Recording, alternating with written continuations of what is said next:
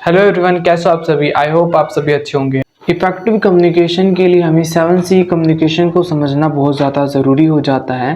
सबसे पहले देखते हैं, communication can be effective only when both the sender and the receiver are focus on the act of communication.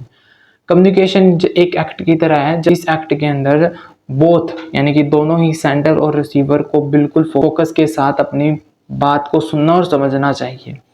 That is possible only if we won't follow the basic principle of a communication skill। ये तभी संभव है जब हम इन 7 दिए गए principles को follow करते हैं। फर्स्ट है क्लियर, सेकंड है कॉन्शियस, थर्ड है कॉन्क्रीट, फोर्थ है करेक्ट, फिफ्थ है कोहेरिटेंट, सिक्स्थ है कंप्लीट एंड सेवेंथ कोर्टिशियस। सबसे पहला पॉइंट है हमारा clear. Be clear about what you want to say and write. आपको खुद को क्लियर होना चाहिए कि आप क्या बोलना चाहते हो और क्या लिखना चाहते हो। जब आपको ये दोनों ही चीज़ें क्लियर होंगी कि आपने क्या बोलना है और क्या लिखना है, तो बहुत ज़्यादा बातें जो हैं वो इफ़ेक्टिव हो जाती हैं।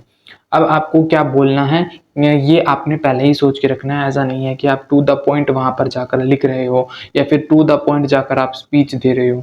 तो इसको आपने पहले ही प्रैक्टिस कर लेना है और आपने अपना टॉपिक को तैयार कर लेना है जो आप बोलोगे, जिससे आपकी क्लैरिटी और भी ज़्यादा नेक्स्ट लेवल पर हो जाएगी। सेकंड पॉइंट है concise, using simple words and से ओनली व्हाट इज नीडेड। आपने बहुत ही ज़्यादा सिंपल वर्ड्स का इस्तेमाल करना है। ऐसा नहीं है कि आपने टेक्निकल वर्ड्स को यूज़ करो बहुत ज़्यादा, जिससे जो ऑडियंस है वो आपकी बात को समझ ही ना पाए, या जो रिटर्न में आप लिखोगे उस समय भी आपको बहुत ही ज़्यादा सिंपल शब्दों का इस्तेमाल करना है ताकि जो रीडर है वो उसे अच्छे से समझ सके। और जितना ज़्यादा ज़रूरत वाली चीज़ें हैं सिर्फ हमें उतनी ही बोलनी है और उतनी ही लिखनी है। मीन्स अगर आप स्पीच देते हो तो आपने बिल्कुल ज़रूरी मेन पॉइंट बोलने हैं, ताकि जो एक गैप है वो टाइम गैप है वो भी कम हो जाए और आप अपनी बात को बहुत ज़्यादा इफ़ेक्टिव तरीके से बोल पाओ सामने वाले को।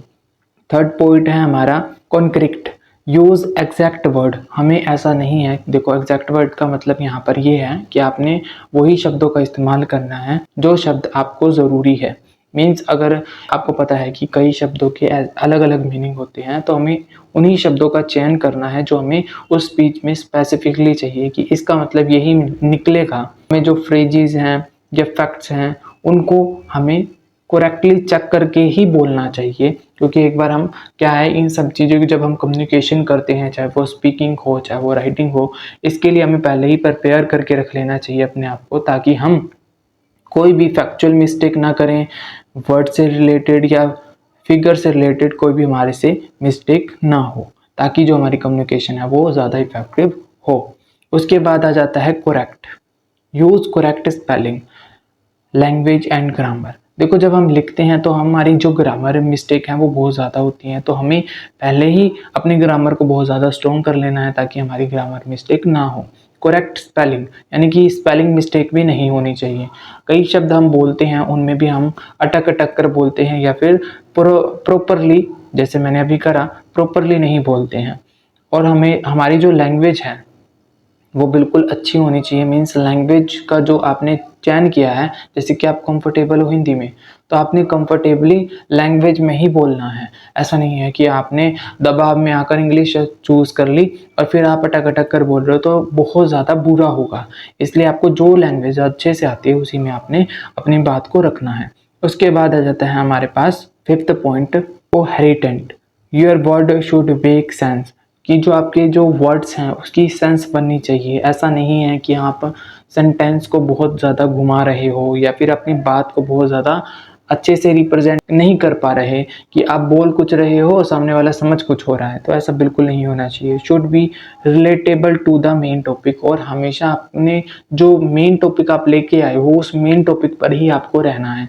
ऐसा नहीं है कि टॉपिक आप डेमोक्रेसी का लेके आए हो और आप बात करते हो उसके अंदर समुद्र की, तो ऐसा नहीं होना चाहिए। बिल्कुल रिलेटेबल होना चाहिए मेन टॉपिक के साथ आपकी कन्वर्सेशन, ताकि ये चीज़ों का आप ध्यान रख पाओ और आपकी जो कम्युनिकेशन है वो ज़्यादा इफेक्टिव बन पाए। नेक्स्ट है courteous, be respectful, friendly and honest. यानी कि आपको आपकी कन्वर्सेशन में बहुत ज़्यादा रिस्पेक्ट दिखानी है, ऑनेस्टी दिखानी है। ऑनेस्टी से यहाँ पर मतलब है कि जो आप फैक्ट्स और फिगर्स लेके आए हो वो आपको पहले ही चेक करने हैं। देखो अगर आप चेक नहीं करोगे और आपने बोल दिया या फिर उस फैक्ट को, उस चीज़ को लिख दिया तो इससे क्या होगा, एक समय बाद उनको भी तो पता चलेगा जो ऑडियंस है, तो उन ऑडियंस के सामने आपकी जो छवि है वो बुरी हो जाएगी। सामने वाले को बहुत ज़्यादा इज्जत देनी है, कोई सवाल भी पूछना है तो बहुत ज़्यादा पोलाइटली पूछना है और फ्रेंडली नेचर रखना है और सामने वाले को रिस्पेक्ट देनी है ऑनेस्टी के साथ।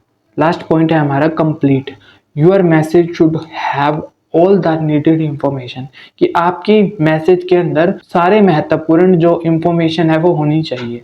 ऐसा नहीं है कि आपने जो मेन इंफॉर्मेशन को छोड़कर कुछ और बता दिया, तो सारे के सारे जितने भी पॉइंट्स मैंने अभी डिस्कस करे वो तो आपका एक स्ट्रक्चर टाइप में है। जो आप कन्वर्सेशन में टॉपिक लेके आओगे उनके अंदर भी तो मेन पॉइंट्स होंगे, तो वो सारे के सारे मेन पॉइंट्स आपने अपनी स्पीच में या फिर राइटिंग में इंक्लूड करने हैं। ठीक है, कोई भी ऐसी चीज़ नहीं है जो छूट जाए, सारी की सारी लिखनी है और स्टेप वाइज लिखनी है। मीन्स ऐसा नहीं होना चाहिए कि आप दूसरी बात पहले लिख दो और तीसरी बात चौथे पे लिख दो, ऐसा नहीं होना चाहिए। सीक्वेंस होना चाहिए ताकि आपका जो फ्लो है वो मेंटेन रह सके। आई होप आप सभी को ये इफेक्टिव कम्युनिकेशन के 7 से समझ में आए होंगे। अगर आपको ये वीडियो समझ में आती है तो लाइक करें, सब्सक्राइब करें और दोस्तों शेयर करें। Thank you for watching my YouTube channel.